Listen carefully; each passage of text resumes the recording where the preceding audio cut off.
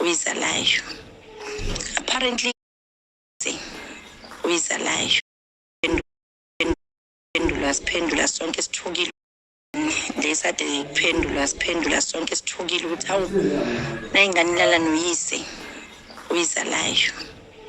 Apparently ingane ayazi ukuthi uyise akayizali. Uyise lo lala nengane find out ukuthi ingane akuyona yakhe. Benobhuti wayo bayalamana, kunobhuti abadala abawu2 umfazi abazala la emzini. Wachitha umfazi, wazala lengane, wazala nomfana. Wayifihla ke le ngane intombazane wathi hayi uhambe semithi. Ingane ayithola emshithweni lapho isexoshiwe ileya. Awu indoda ifind out ukuthi ingane akuyona yayo, uthe mase ifindile out ukuthi ingane akuyona yayo and umama uyazi.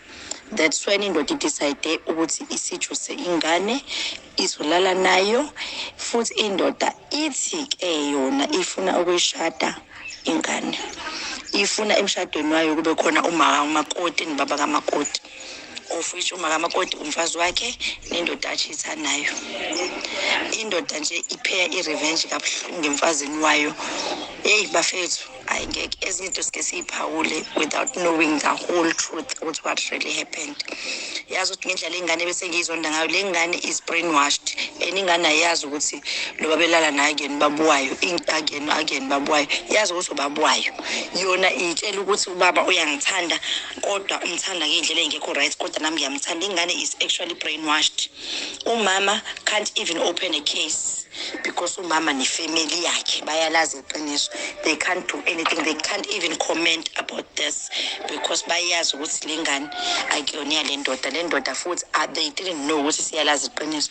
They only find out recently mase kwenzeka konke lokho. Indoda isiziphendulela ithi mina angilali ngengane yami, mina lengane inobaba wayo futhi uma wayo angimshada ngena lengane.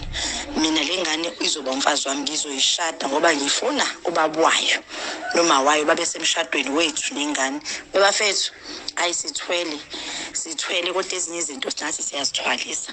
I don't even know whether to blame the wife, but lo wesilisa unesihluko esimbi. Yikho kuthiwa indoda amakhonto yenzile nomathi uchithile ungabusabuyela kulo ndoda. Baleka ngenyawo zombili ngoba awuyazi revenge yayo.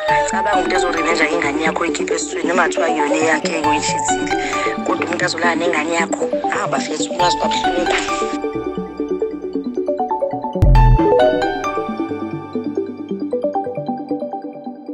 Serious case of KK.